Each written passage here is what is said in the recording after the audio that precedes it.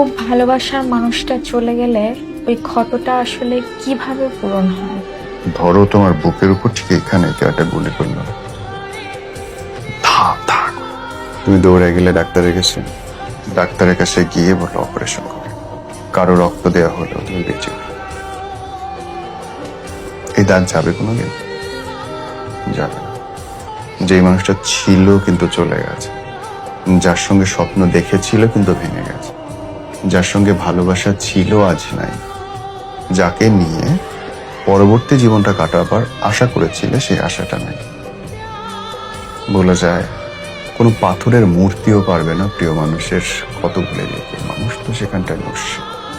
প্রতিটা ভালোবাসা থাকে বুকের ভেতরে, বিশ্বাসের গভীরতা কেউ টের পায়।